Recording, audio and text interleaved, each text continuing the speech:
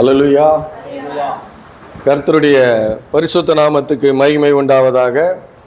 இப்பொழுதும் வாசிக்கும்படி தெரிந்து கொள்ளப்பட்ட வேத வசனம் அப்போஸ்தலர் நடபடிகள் 4ஆம் அதிகாரம் 12வது வசனம். அப்போஸ்தலர் நடபடிகள் 4வது அதிகாரம் 12வது வசனம்.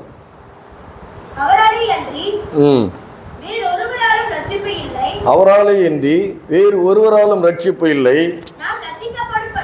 நாம் ரட்சிக்கப்படும்படிக்கு வானத்தின் கீழெங்கும் மனுஷருக்குள்ளே அவருடைய நாமமே அல்லாமல் வேறொரு நாமமும் கட்டளையிடப்படவில்லை என்றார். அல்லேலூயா. அப்போ இந்த நாமம் கட்டளையிடப்பட்டிருக்கிற நாமம். அல்லேலூயா. இந்த நாமத்தை ஆராதிக்கும்படி, இந்த நாமத்தை துதிக்கும்படி, இந்த நாமத்தை சேவிக்கும்படி கட்டளையிடப்பட்டிருக்கிற ஒரு அற்புதமான நாமம் நமக்கு தேவன் கொடுத்திருக்கிறார். அல்லேலூயா. இந்த வருடத்தினுடைய 2024வது வருடத்தினுடைய கடைசி ஓய்வு நாள் ஆராதனையிலே நாம் இருக்கிறோம். அப்போது இந்த வருடத்தில் தேவன் நமக்கு செய்ததையெல்லாம் நாம் நினைவு கூற வேண்டும். இந்த புது வருடத்தில் நாம் நுழைய போகிறோம். 1ஆம் தேதி புது வருடத்தில் நாம் நுழைய போகிறோம். அப்போது நாம் ஒரு அற்புதமான ஒரு தீர்மானம் எடுக்க வேண்டியவர்களாக இருக்கிறோம். அல்லேலூயா. ஒரு நல்ல தீர்மானம் நம்முடைய வாழ்க்கையிலே தேவனுடைய மகிமைக்கென்று, அவருடைய நாமத்துக்கென்று ஒரு அற்புதமான ஒரு தீர்மானம் நாம் எடுக்க வேண்டியவர்களாய் நாம் இருக்கிறோம். அது என்ன தீர்மானம்னு பார்த்தீங்கன்னா, நிறைய காரியங்களுக்கு நாம் நோ என்று சொல்ல முடியாது என்று சொல்ல ஒரு தீர்மானம் எடுக்க வேண்டும். அல்லேலூயா. இயேசு சொன்னார் இல்லையா, இந்த கல்லுகளை இயேசுகிட்ட பிசாசு சொல்கிறான் இல்லையா, இந்த கல்லுகளை அப்பங்களாக்கும். அவர் என்ன பண்ணாரு? முடியாதுன்ட்டாரு. அல்லேலூயா. கர்த்தரை பரீட்சைப்பார் என்று சொல்லுகிறான். அப்போ அவர் என்ன சொல்றாரு? முடியாது அப்படின்னு சொல்றாரு. அது போல என்னை பணிந்து கொள்ளுன்னு சத்துரு சொல்லுகிறான், முடியாது என்கிறார். அல்லேலூயா. அப்போ நாம அநேக காரியங்களுக்கு, கிறிஸ்தவர்களாகிய நாம், விசுவாசிகளாகிய நாம், இயேசுவை சேவிக்கிறவர்களாகிய நாம் அநேக காரியங்களுக்கு நோ என்று சொல்லி ஆரம்பித்து அதை தொடர்ந்து இந்த உலகத்தினுடைய அநேக காரியங்களுக்கு, அசுத்தமான காரியங்களுக்கு, பாவமான காரியங்களுக்கு, தேவனுக்கு பிரியமில்லாத காரியங்களுக்கு, அநேக காரியங்களுக்கு நாம் நோ என்று சொல்லி கற்றுக்கொள்ள ஆரம்பித்து அதை பயிற்சி வைக்க ஆரம்பித்தோமானால் அடுத்த வருடத்தினுடைய முடிவிலே மிகப்பெரிய ஒரு ஆசீர்வாதத்துக்கு தேவன் நம்மை கடந்து போக செய்வார். அல்லேலூயா. ஏன்னா நாம் ஒரு தீர்மானம் எடுக்கும் பொழுது, நான் உங்களுக்கு சொல்லியிருக்கிறேன், கர்த்தர் உங்களுக்கு மிகப்பெரிய அற்புதமான உதவி அவர் செய்கிறவராய் இருக்கிறார். அல்லேலூயா. அப்போ நாம் இன்னைக்கு ஒரு தீர்மானம் எடுத்திருக்கிறோம். நோ, நிறைய காரியங்கள், உலக காரியங்களுக்கு, அற்பமான அசுத்தமான பாவ காரியங்களுக்கு, நம்ம நிறைய காரியங்களுக்கு இந்த வருடத்தினுடைய துவக்கத்திலிருந்து நோ என்று சொல்லி, தேவனுடைய காரியங்களுக்கு எஸ் என்று சொல்லி, ஆம் என்று சொல்லி நம்முடைய வாழ்க்கையிலே ஒரு மிகப்பெரிய மாற்றத்தை நாம் கொண்டு வர வேண்டியவர்களாக இருக்கிறோம். அல்லேலூயா. அப்போ அதை நம்ம இயேசுகிட்ட இருந்து தான் நம்ம கற்றுக்கொண்டு இருக்கிறோம். இன்றைக்கு ஒரு சில காரியங்களை நாம் இன்னைக்கு பார்க்க போகிறோம். 2 காரியங்கள் இன்னைக்கு பார்க்க போகிறோம். நான் உங்களுக்கு சொன்னேன், போன தடவை ஒரு வார்த்தையை பயன்படுத்தினேன், முற்றுப்புள்ளி. அல்லேலூயா. முற்றுப்புள்ளி வைத்தீரே, முற்றுப்புள்ளியை என்று, முடிந்தது என்று சொல்லி தன் ஜீவனை கொடுத்தார் இல்லையா, முடிந்தது. அது என்ன முடிந்தது? தேவனுடைய சித்தம் என்னுடைய வாழ்க்கையிலே நிறைவேற்றி நான் முடித்தேன் என்று, முடிந்தது என்று சொல்லி சிலுவையிலே தன் ஜீவனை கொடுத்தார் இயேசு கிறிஸ்து. அல்லேலூயா. அதுபோல இன்றைக்கு 2 பேருடைய வாழ்க்கையிலே சில காரியங்கள் முடிந்தது. அந்த முடிந்த காரியங்களை இன்றைக்கு நான் உங்களுக்கு எடுத்து காட்ட போகிறேன். அது எப்படிப்பட்ட காரியங்கள் என்பதை நாம் இன்னைக்கு பார்க்க போகிறோம். அல்லேலூயா.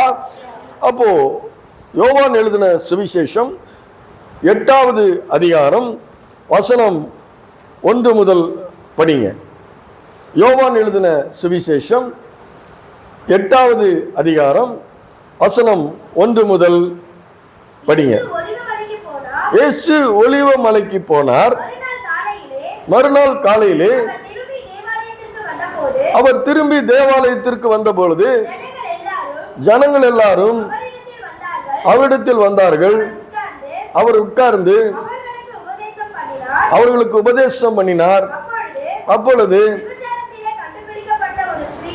விபச்சாரத்திலே கண்டுபிடிக்கப்பட்ட ஸ்திரீயை வேதபாரகரும் பரிசேயரும் அவரிடத்தில் கொண்டு வந்து அவளை நடுவே நிறுத்தி, போதகரே, இந்த ஸ்திரீ இந்த விபச்சாரத்தில் கையும் மெய்யுமாய் பிடிக்கப்பட்டால் இப்படிப்பட்டவர்களை கல்லெறிந்து கொள்ள வேண்டும் என்று மோசே நியாய பிரமாணத்தில் நமக்கு கட்டளையிட்டிருக்கிறாரே, நீர் என்ன சொல்லுகிறீர் என்றார்கள். அவர் மேல் குற்றம் சுமத்துவதற்கான காரணம் உண்டாகும் பொருட்டு அவரை சோதிக்கும்படி இப்படி சொன்னார்கள். இயேசுவோ குனிந்து விரலினால் தரையிலே எழுதினார். அவர்கள் ஓயாமல் அவரை கேட்டுக்கொண்டிருக்கையில் அவர் நிமிர்ந்து பார்த்து, உங்களில் பாவம் இல்லாதவன் இவள் மேல் முதலாவது கல்லெறிய கடவன் என்று சொல்லி அவர் மறுபடியும் குனிந்து தரையிலே எழுதினால். போதும். அல்லேலூயா. இயேசு எங்க வராரா? தேவாலயத்துக்கு வந்த பொழுது ஒலிவமலையில போய் ஜெபம் பண்ணிட்டு மறுநாள் காலையில தேவாலயத்துக்கு வந்த பொழுது ஜனங்கள் எல்லாரும் அவரிடத்திற்கு வந்தார்கள். அவர் உட்கார்ந்து அவர்களுக்கு உபதேசம் பண்ணினார். அப்பொழுது விபச்சாரத்தில் கண்டுபிடிக்க ஒரு ஸ்திரீயை வேதபாரகரும் பரிசேயரும் அவரிடத்தில் கொண்டு வந்து அவளை நடுவே நிறுத்தி, போதகரே, இந்த ஸ்திரீ விபச்சாரத்தில் கையும் மெய்யுமாய் பிடிக்கப்பட்டாள். இப்படிப்பட்டவர்களை கல்லெறிந்து கொள்ள வேண்டும் என்று மோசே நியாய பிரமாணத்தில் தனக்கு கட்டளையிட்டிருக்கிறாரே, நீர் என்ன சொல்லுகிறீர்? அல்லேலூயா. அவரை சோதிக்கும்படி, அதுக்கு அடுத்த பார்த்தீங்கன்னா வசனம் பார்த்தீங்கன்னா, அவர் மேல் குற்றம் சுமத்துவதற்கான காரணம் உண்டாகும் பொருட்டு அவரை சோதிக்கும்படி இப்படி சொன்னார்கள். அல்லேலூயா. கிறிஸ்தவ வாழ்க்கையிலே தேவனுக்கென்று நீங்கள் உங்களை ஒப்பு கொடுத்து, என்னுடைய வாழ்க்கையிலே நான் இப்படி வாழப் போகிறேன், கர்த்தருக்கு பிரியமான வாழ்க்கை வாழப் போகிறேன் என்று சொல்லி வாழ ஆரம்பிக்கும் பொழுது பிசாசானவன் உங்களை சோதிக்க முடியும். அல்லேலூயா. ஆண்டவர் ஊழியத்தில் இருக்கிறார். இயேசு கிறிஸ்துவையே பரிசேயரும் வேதபாரகரும் அவர் மேல் குற்றம் சுமத்துவதற்காக காரணம் உண்டாகும் பொருட்டு அவரை சோதிக்கும்படி வந்து கேட்கிறார்கள். சோதிக்கும்படி அப்படின்னா இது பார்த்தீங்கன்னா சாதாரண காரியம் இல்லை. இந்த யூதர்கள், இந்த இஸ்ரவேல் ஜனங்கள் மிகவும் ஆசீர்வதிக்கப்பட்ட ஜனங்கள். அல்லேலூயா. ஆசீர்வதிக்கப்பட்ட இந்த ஜனங்கள் யாருக்குமே அடிமைப்பட்ட ஜனங்கள் கிடையாது. அடிமைத்தனத்திலிருந்து தேவன் மீட்டெடுத்து கொண்டு வந்த ஜனங்கள் இல்லையா? மீட்டெடுத்து கொண்டு வந்து ஒரு தேசத்தை கொடுத்து அவர்களை மிகவும் விசேஷித்த விதத்திலே ஆசீர்வதித்து அவர்களை உயர்த்தி வைத்திருந்தார். அப்படி உயர்த்தி வைக்கப்பட்டிருக்கிற இந்த ஜனங்கள் தேவனுக்கு முதலிடம் கொடுக்காததுனால, தேவனுக்கு மகிமையை செலுத்தாததுனால, தேவனை இருதயத்தில் வைக்காததுனால அவர்கள் இப்போ ரோமருக்கு அடிமைப்பட்டு இருக்கிறார்கள். அல்லேலூயா. இயேசுவை யார்கிட்ட கொண்டு போனாங்க? குற்றம் சுமத்தும்படி பிலாத்துக்கிட்ட கொண்டு போனாங்க. சிலுவையில் அறையிறதுக்கு பிலாத்துக்கிட்ட கொண்டு போனாங்க. அவன் அவனுடைய ரோம கவர்னர் அவன். அப்போ இவர்கள் யாருக்கு கீழே இருக்கிறாங்க? ரோமருக்கு கீழே அடிமைப்பட்டு கொண்டு இருக்கிறார்கள். அப்படி அடிமைப்பட்டு கொண்டிருக்கிற காலத்தில் ஒரு மனுஷனை கொல்வதற்கு கல்லெறிந்து கொள்ள வேண்டும் என்று சொல்கிறார்கள். விபச்சாரத்தில் ஒரு பெண்ணை கையும் களவுமா பிடிச்சிட்டோம். மோசே கல்லெறிந்து கொள்ள வேண்டும் என்று சொல்லியிருக்கிறார். நீ கல்லெறிந்து கொள்ள வேண்டும் என்று கொல்லணும்னு சொல்லி நீர் உத்தரவு கொடுத்துட்டீங்கன்னா கல்லெறிந்து கொன்னுடுவோம். கல்லெறிந்து கொண்டா யாரு கல்லெறிய சொன்னதுன்னு கேட்டா உம்மை கை காட்டி விடுவோம். அல்லேலூயா. அப்போ இயேசுவுக்கு ரோம அரசாங்கத்தினால என்ன கிடைக்கும்? தண்டனை கிடைக்கும். இவர் தான் கொலை செய்ய சொன்னாருன்னு சோதிக்கும்படி. இப்படி நம்முடைய வாழ்க்கையிலே பலவிதமான சோதனைகளை பிசாசு நம்முடைய வாழ்க்கையிலே நம்மை வஞ்சிக்க முடியும். அல்லேலூயா. பாவத்தினுடைய வஞ்சனை என்பது மிக பொல்லாததா இருக்கிறது. அவரை சோதிக்கும்படி அவரை கொண்டு என்ன சொல்றாங்க? இப்படி சொன்னார்கள், குற்றம் சுமத்துவதற்கான காரணம் உண்டாகும் பொருட்டு. அப்படி அவர் கல்லெறிந்து கொள்ளாத, நான் மன்னிக்கிறேன் அப்படின்னு சொன்னா இவர் நல்லா போதிக்கிறாரு, ஜனங்கள் அவர் பக்கமா போகிறாங்க. ஆனா பத்தியா வேதத்தை கை கொள்ளல. மோசே கல்லெறிந்து கொல்ல சொல்லியிருக்கிறாரு, கல்லெறிந்து கொல்லல. கொல்ல சொல்லி உத்தரவு கொடுத்துட்டா அந்த பெண்ணை கொன்று விட்டு ரோம அரசாங்கத்துக்கிட்ட இவரை கைதியா கொண்டு போய் நிறுத்தி இவருடைய ஊழியத்தை கெடுக்கலாம். அப்படி அவர் கல்லெறிந்து கொள்ள வேண்டாம், நான் மன்னிக்கிறேன்னு சொல்லிட்டாக்கா, ஏன்னா இவர் மன்னிக்கிறவர், இவர் மன்னிக்கிறேன்னு சொல்லிட்டா இவர் ஒழுங்கா ஊழியத்தை பண்ணல. அல்லேலூயா. இதுதான் மனிதர்களுடைய தந்திரம், மனிதர்களுடைய வஞ்சனை, பாவத்தினுடைய வஞ்சனை. ஆகவே பரிசுத்தமான தேவனுக்கென்று வாழ ஆரம்பிக்கும் பொழுது நம்மை பாவத்தினுடைய வஞ்சனையிலே தந்திரமாக தேவனுக்கு பிரியமில்லாத காரியங்களை ஈடுபட செய்து அந்த பரிசுத்த வாழ்க்கைக்கு ஒரு முற்றுப்புள்ளி வைப்பதற்கு பிசாசானவன் நம்மை பயன்படுத்தலாம். அல்லேலூயா. அப்போ நம்ம எங்கிருந்து நிறைய காரியத்துக்கு நம்ம நோ சொல்ல கற்றுக்கொள்ள வேண்டும். அப்படி நிறைய அசுத்தமான பாவமான தேவனுக்கு பிரியமில்லாத காரியத்துக்கு முடியாது என்று சொல்லி கற்றுக்கொள்ள ஆரம்பிக்கும் பொழுது தேவனுக்கு பிரியமான காரியங்களை செய்கிறதுனால தேவன் நம்மோடு கூட நமக்குள்ளே இருந்து நம்மை வழிநடத்த அவர் உதவி செய்கிறார். அல்லேலூயா. வேதம் சொல்லுகிறது, உலகத்தில் இருக்கிறவனை காட்டிலும் உனக்குள் இருக்கிறவர் பெரியவர். வேதம் சொல்லுகிறது, மேன்மை பாராட்டுகிறவன் கர்த்தரை குறித்தே மேன்மை பாராட்ட கடவன். ஏன்?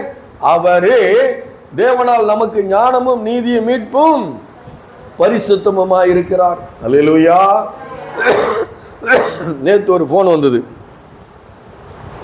அப்படியே பேச்சுக்கள் எல்லாம் நீங்க தான் வரணும், நீங்க தான் பண்ணணும். ஆனா நான் என்ன சொல்லிட்டேன்? நோ. அல்லேலூயா. நோ. நம்மளை உயர்த்துவாங்க. அந்த நேரத்தில் நாம் என்ன பண்ணணும்? ரொம்ப கவனமாக இருக்கணும். நம்ம எங்கே பண்ணணும், என்ன பண்ணணும், எதை பண்ணணும் என்பதை நாம் என்ன பண்ணணும்? ஒரு உறுதியான ஒரு தீர்மானம் எடுக்க வேண்டியவர்களாய் நாம் இருக்கிறோம். அப்போ இந்த இயேசு அவர் சொல்றாரு, அவரை என்ன பண்றாங்க? அவர் மேல் குற்றம் சுமத்துவதற்கான காரணம் உண்டாகும் பொருட்டு அவரை சோதிக்கும்படி இப்படி சொன்னார்கள். இயேசுவோ குனிந்து விரலினால் தரையிலே எழுதினார். அடுத்த வசனம் பார்த்தீங்கன்னா 7வது வசனம் என்ன சொல்லப்பட்டிருக்கு? அவர்கள் ஓயாமல் அவரை கேட்டுக்கொண்டிருக்கிறார்கள். ஹல்லேலூயா. நம்மை அழிக்கும்படி, நம்மை ஒன்றுமில்லாமல் ஆக்கும்படி, நமக்கு எதிராளியான பிசாசானவன் கர்ஜிக்கிற சிங்கம் போல எவனை அழிக்கலாமோ என்று வகை தேடிக்கொண்டிருக்கிறான். அல்லேலூயா. அப்போ அந்த பரிசுத்தமான வாழ்க்கையின் மத்தியிலே பிசாசானவன் கர்ஜிக்கிற சிங்கத்தை போல, சிங்கம் இல்லாம சிங்கத்தை போல நம்மை அழிக்கும்படி வகை தேடுகிறான், ஒரு வழி. ஆனா அதான் நம்மளை கொந்தளிக்க பண்ணுகிறது. சூழ்நிலையில, வாழ்க்கையின் சூழ்நிலைகளிலே எல்லாரும் நீங்க அனுபவிச்சிருப்பீங்க. ஏன்னா என் தாய் தகப்பன அனுபவிச்சிருப்பாங்க. இப்ப நான் தகப்பனா இருக்கிற நானும் அனுபவிச்சிருப்பேன், ஒரு மனைவிக்கு கணவனா இருக்கிற நானும் அனுபவிச்சிருப்பேன், இல்ல ஒரு கணவனுக்கு மனைவியா இருக்கிற நீங்களும் அனுபவிச்சிருப்பீங்க. யாரோ ஒருத்தர் குடும்பத்தில் உள்ள ஒரு பிள்ளைகளோ கணவனோ மனைவியோ பிள்ளைகளாலோ நம்மை கொந்தளித்து சூடாக்கி ஒரு தவறான முடிவு எடுக்கக்கூடிய சூழ்நிலைக்கு கூட பிசாசரம் என்ன பண்றான், பயன்படுத்தலாம். ஹல்லேலூயா. நீங்க யாருமே கொந்தளிச்சது இருக்கீங்களா இல்லையா?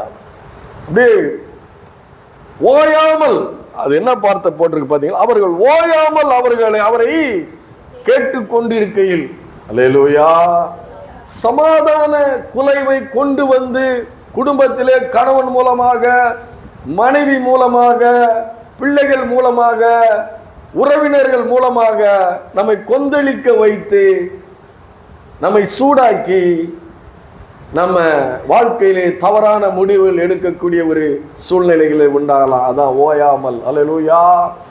அந்த சூழ்நிலையில தான் என் ஆத்துமாவே நீ கர்த்தரை ஸ்தோத்திரி, என் முழு உள்ளமே அவருடைய பரிசுத்த நாமத்தை ஸ்தோத்திரி, என் ஆத்துமாவே நீ கர்த்தரை ஸ்தோத்திரி, கர்த்தர் செய்த சகல உபகாரங்களை மறவாதே மறவாதே மறவாதே என்று சொல்லி உன் உள்ளத்திலே நீ ஜெபம் பண்ணி அந்த காரியத்திலிருந்து நீ ஜெயம் எடுக்க வேண்டும். ஹல்லேலூயா.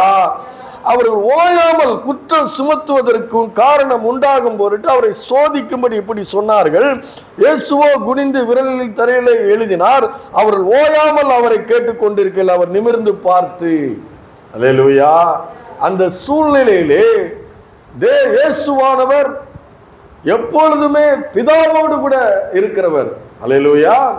அவர் சொல்றார் இல்லையா, நானும் பிதாவும் ஒன்றாய் இருக்கிறோம், பிதா என்னை தனியே இருக்க விடவில்லை. அல்லேலூயா. பிசாசானவன் ஒரு இடத்துல சொல்றார் இல்லையா, போவாஸ் சொல்றான் இல்லையா, இஸ்ரவேலின் தேவனாகிய அவருடைய செட்டைகளின் நிழலின் கீழ் அடைக்கலமாய் வந்த உனக்கு நிறைவான பலன். அல்லேலூயா. அந்த செட்டைகளின் நிழலில் இருந்து நீ சூடாகப்பட்டு நீ வெளியில வந்துட்டீன்னா, கோழி அந்த கோழியை விட்டுட்டு அந்த குஞ்சு தனியா வந்துருச்சுன்னா என்ன பண்ணிடும், பருந்து என்ன பண்ணிடும், தூக்கிட்டு போயிடும். அல்லேலூயா.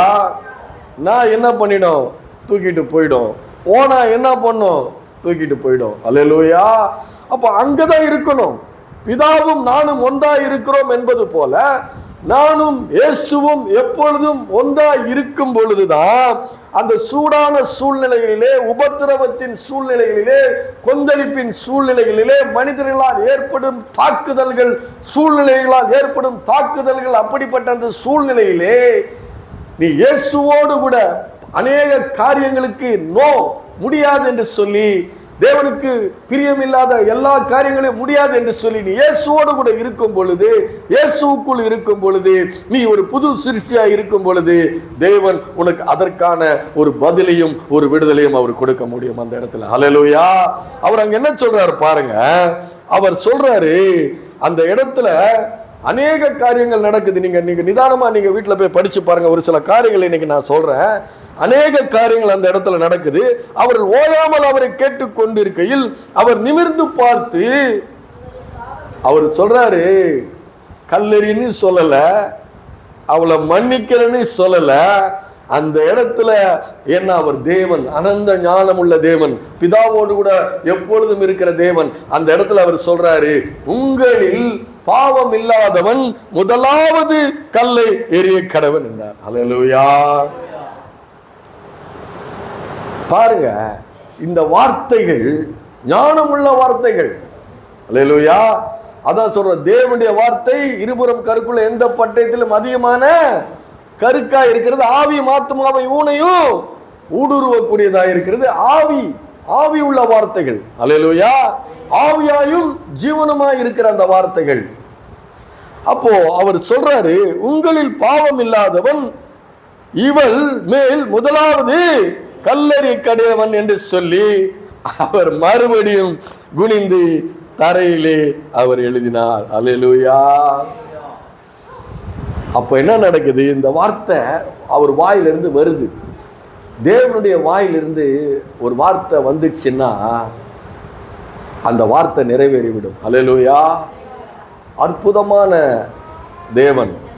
நம்முடைய தேவனுடைய வார்த்தைகளை, வாக்கு தத்தங்களை நீங்க இருதயத்திலே விசுவாசிக்கிறவர்களாக இருக்க வேண்டும். ஹல்லேலூயா.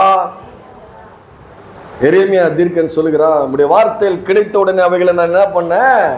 உட்கொண்டேன்.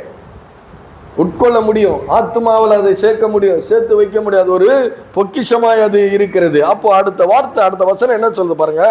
அவர்கள் அதை கேட்டு தங்கள் மனசாட்சியினால் கடிந்து கொள்ளப்பட்டு பெரியோர் முதல் சிறியோர் வரை ஒவ்வொருவராய் போய்விட்டார்கள். இயேசு தனித்திருந்தார், அந்த ஸ்திரீ நடுவே நின்றார். நல்லா கவனிக்கணும். அவர்கள் அதை கேட்டு தங்கள் மனசாட்சியினால் கடிந்து கொள்ளப்பட்டு பெரியோர் முதல் சிறியோர் வரை ஒவ்வொருவராய் போய்விட்டார்கள். அல்லேலூயா. நாம இந்த சூழ்நிலை நீங்க கொஞ்சம் யோசித்து பார்த்திருக்கிறீங்களா? இயேசு குற்றம் சுமத்தும்படி வர்றாங்க, சோதிக்கும்படி வர்றாங்க. அவ்வளவு சீக்கிரம் விட்டுட்டு போக முடியுமா? அவர் தீர்மானம் பண்ணி வராங்க, அவர் ஏதோ ஒன்று பண்ணணும்னு தான் தீர்மானம் பண்ணி வர்றாங்க. அவ்வளோ சீக்கிரம் அவரை விட்டுட்டு போக முடியுமா? போகிறாங்க. மனசாட்சியினால் கடிந்து கொள்ளப்பட்டு என்று வேதம் சொல்லி இருக்கிறது. பாருங்க, அப்படி எல்லாரையும் அப்படி போக வைக்க முடியணும்னா அதற்கு ஒரு பலன் வேண்டும். அல்லேலூயா. அதற்கு ஒரு பலன் வேண்டும். இயேசு ஞானஸ்நானம் எடுக்க போறவங்க இருக்காங்க பாருங்க. இயேசு ஞானஸ்நானம் எடுத்து கரையேறின உடனே ஆவியானவர் புறாவை போல அவர் மீது இருந்தார். அல்லேலூயா. ஒருத்தர் மனதை கர்த்தர் பக்கம் ஈர்க்க வேண்டும். ஒருத்தருடைய மனதை காயப்படுத்தாதபடி அவர்களை பாவ வாழ்க்கையிலிருந்து வெளியேற்ற வேண்டும். ஒருத்தருக்கு விசுவாசத்தை கொடுத்து ஆசீர்வாதமான வாழ்க்கைக்கு தூக்க வேண்டும். ரட்சிப்பை அவர்களுக்கு அறிவிக்க வேண்டும். சுவிசேஷத்தை, நற்செய்தியை அறிவிக்க வேண்டும். அதை அவர்கள் ஏற்றுக்கொள்ள வேண்டும். பிரசங்கம் பண்ணுகிற நாங்க பிரசங்கம் பண்ணும் பொழுது இல்லை, இன்னைக்கு அவர் கரெக்டா தான் சொன்னாரு, அவர் சொன்னது கரெக்டு தான்றத உங்கள் இருதயங்கள் ஏற்றுக்கொள்ள வேண்டும். அப்படி ஏற்றுக்கொள்ளும் பொழுதுதான் உங்களுக்கு ஒரு விடுதலை உண்டாகிறது. ஹல்லேலூயா. அப்போ அது எப்படி உண்டாகிறது? இயேசுவானவர் மீது பரிசுத்த ஆவியானவர் புறாவை போல அவர் இறங்கினார். அவர் பிதாவோடு கூட இருந்தார். அவர் தனியே இருக்கவில்லை, பிதா அவரோடு கூட இருந்தார்னா அவர் அநேக காரியங்களுக்கு முடியாது முடியாது முடியாது என்று சொல்லி தேவனுக்கு சித்தமானதே நான் என்னுடைய வாழ்க்கையை நான் செய்கிறேன் என்று சொல்லி தேவனுக்கு சித்தமானதை அவர் செய்திருந்தார். அல்லேலூயா. செய்திருந்தது மாத்திரமல்ல, அந்த வல்லமை, அந்த பரிசுத்த வல்லமை அவருக்குள்ள இருந்ததுனால தான் அந்த கல்லெறிய வேண்டியவர்கள் என்ன பண்றாங்க? அவர்கள் மனசாட்சியினாலே கடிந்து கொள்ளப்பட்டு, அல்லேலூயா, மனசாட்சியிலே கடிந்து கொள்ளக்கூடிய வல்லமை உள்ள வார்த்தை, வல்லமை உள்ள ஆவியானவரால் அவருக்குள்ளே இருந்து அந்த வார்த்தை வெளிப்பட்ட உடனே அவர்கள் மனசாட்சியினாலே கடிந்து கொள்ளப்பட்டு அவர்கள் ஒவ்வொருவராய் பெரியோர் முதல் சிறியோர் வரை போனார்கள். ஹல்லேலூயா. அப்போ பெரியோர் முதல் சிறியோர் வரை ஒவ்வொருவராய் போனாங்கன்னா இந்த பெரியோர் முதல் சிறியோர் வரை ஒவ்வொருவரும் தங்களுடைய கைகளிலே கல்லோடு தான் வந்திருக்கிறார்கள். ஹல்லேலூயா. எதுக்கு வந்திருக்கிறாங்க? மோசேனுடைய நியாய பிரமாணத்தின்படி இவளை கல்லெறிந்து கொல்ல வேண்டும் என்று தேவன் கட்டளையிட்டு இருக்கிறாரே என்று சொல்லி கற்களை கையில இறுக பிடித்து கொண்டுதான் வந்திருக்கிறார்கள். அல்லேலூயா. நாம நம்முடைய வாழ்க்கையிலே நாம ஒவ்வொருவரும் கற்களை என்ன பண்ண கைகளிலே இறுக பிடித்தவர்களாகத்தான் இருக்கிறோம். எப்படி சொல்றீங்க ஐயா? நாம ஒரு விரல் எல்லாரும் என்ன பண்றோம்? விரல் நீட்டுறோமா இல்லையா? அல்லேலூயா. அவன் அவன் அவன் அதை பண்ணிட்டான், அவன் அதை பண்ணிட்டான், இவ இதை பண்ணிட்டா, விரல் நீட்டுறோமா இல்லையா? அதான் கல்லு. அல்லேலூயா. அதெல்லாம் என்னது? அது கல்லு. அல்லேலூயா.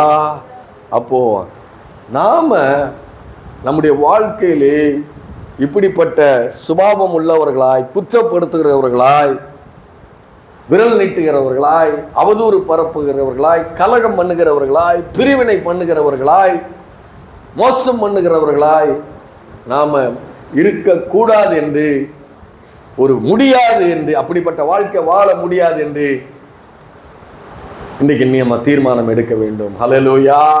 அது தேவனுக்கு பிரியமில்லாத வாழ்க்கை. ஆக்கினை தீர்ப்பு கொடுக்கக்கூடிய, தண்டனை கொடுக்கக்கூடிய அவர் சொல்லுகிறார், நானும் உன்னை இனி ஆக்கினைக்குள்ளாக தீர்க்கிறது இல்லை. கல்லெறிந்து கொள்ளக்கூடிய முழு அதிகாரம் உடையவர் இயேசு கிறிஸ்து. அல்லேலூயா. அவர் நியாய தீர்ப்பு கொடுக்கக்கூடிய ஒரு பெரியவர். அவர் ஒரு நியாயாதிபதி.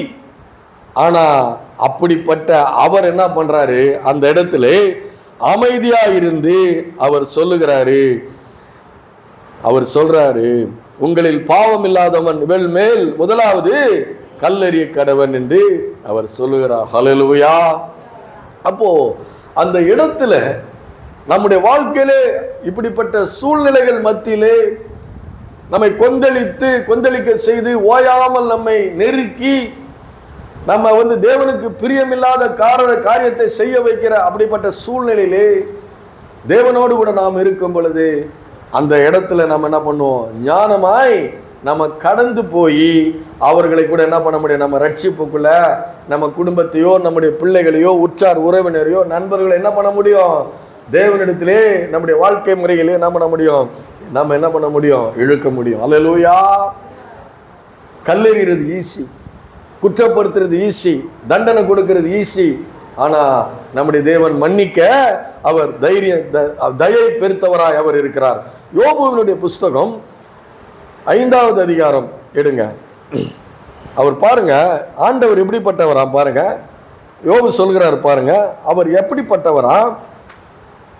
5:12 தந்திரக்காரரின் கைகள் காரியத்தை முடிய நடத்தக்கூடாதபடிக்கு அவருடைய உபாயங்களை அவர் அபத்தமாக்குகிறார். அல்லேலூயா. என்ன சொல்றாரு, தந்திரக்காரரின் கைகள் காரியத்தை முடிய நடத்தக்கூடாதபடிக்கு அவருடைய உபாயங்களை அபத்தமாக்குகிறார். அவரை குற்றப்படுத்த வராங்க. ஒண்ணு, அவரை குற்றப்படுத்தணும், அவரை சோதிக்கணும். அது இல்லாம அந்த பெண்ணை கல்லெறிந்து கொல்லணும். ஏன்னா மோசேயுடைய நியாயப்பிரமாணம் சொல்லுது, விபசாரத்தில் கையும் மெய்யுமாய் பிடிக்கப்பட்ட அந்த பெண்ணை என்ன பண்ணணும், கல்லெறிந்து கொல்ல வேண்டும் என்று நியாயப்பிரமாண புஸ்தகம் சொல்லுகிறது. அதுல உண்மை அது இருக்குது. ஆனா அந்த இடத்துல அவங்க முதல்ல சுத்தம் இல்லை. அல்லேலூயா. மனசாட்சியில் கடிந்து கொள்ளப்பட்டு பெரியவர் முதல் சிறியோர் வரை என்ன பண்றாங்க, ஒவ்வொருவராய் போய்விட்டார். அப்ப அவங்க யார், அவங்களும் பாவிதான். அந்த பாவிகள் தந்திரக்காரராய் அவர்கள் என்ன பண்றாங்க, ஒரு காரியத்தை செய்ய வராங்க. அந்த காரியத்தை நடத்தக்கூடாதபடிக்கு அவர்கள் உபாயங்களை அவர் அபத்தமாக்குகிறவராய் இருக்கிறார். அல்லேலூயா. தந்திரமாய் ஒரு உலக ஞானத்தோடு வருகிற எல்லாவற்றையும் எதிர்கொள்ள வேண்டும் என்றால் உங்களுக்குள்ள கிறிஸ்துவினுடைய ஆவியானவர் உங்களுக்கு வேண்டும். அல்லேலூயா. அந்த ஆவியானவர் உங்களுக்குள்ள இருக்க வேண்டும் என்றால் உங்கள் அநேக காரியங்களுக்கு நீங்கள் முடியாது. என் தேவனுக்கு இது பிரியமில்லை. அல்லேலூயா. என் தேவனுக்கு இது பிரியமில்லை. ஒரு வசனம் சொல்லுது, சத்துரு என் மேல் ஜெயம் கொள்ளாததினாலே கர்த்தர் என் மேல் பிரியமாயிருக்கிறார். அல்லேலூயா. உன்னுடைய வாழ்க்கையிலே சத்துரு ஜெயம் எடுத்து சந்தோஷப்படாமல் இருக்க வேண்டும் என்றால் கர்த்தர் உன்மேல் பிரியமாயிருக்க வேண்டும். அல்லேலூயா. இந்த உலகத்தில் உள்ள சத்துருக்கள் உன் மேல ஜெயம் கொள்ள முடியாதபடி உன்னுடைய வாழ்க்கை இருக்க வேண்டும் என்றால் நீ கர்த்தருக்கென்று பரிசுத்தமாய் கர்த்தருக்கென்று ஒரு பிரியமான வாழ்க்கை வாழ வேண்டும். அப்படிப்பட்ட தீர்மானம் நீங்கள் எடுக்க வேண்டும். அல்லேலூயா. நான் ஜெபத்துல வைப்பேன், சத்துரு என் மேல் ஜெயம் கொள்ளாததினால நீர் என் மேல் பிரியமாயிருக்கிறீர் என்று நான் அறிந்து கொண்டேன். அல்லேலூயா. யாராவது தோத்து போடணும் விரும்புவோமா? அல்லேலூயா. அந்த தந்திரக்காரனுடைய முடிவை அபத்தமாக்க வேண்டும். அபத்தமாக்குவீங்களா? அல்லேலூயா. ஞானிகளுடைய ஞானத்தை அழித்து புத்திசாலியுடைய புத்தியை அவமாக்குகிற தேவன் நம்முடைய தேவன் அவர். அல்லேலூயா. இந்த மாதிரி கடைசியில் எப்படி எடுக்கிறாரு? அல்லேலூயா. கல்லான இருதயங்கள் கிறிஸ்துவால நம்முடைய சரியான இருதயங்களாய் மாற வேண்டும். அல்லேலூயா. ஒன்று சொல்லிட்டேன். அல்லேலூயா. அடுத்து அடுத்து மத்தேயு மார்க் எழுதின சுவிசேஷம் 10வது அதிகாரம் எடுங்க. 10வது அதிகாரம் 46, 47 படிங்க. மார்க் எழுதின சுவிசேஷம் 10.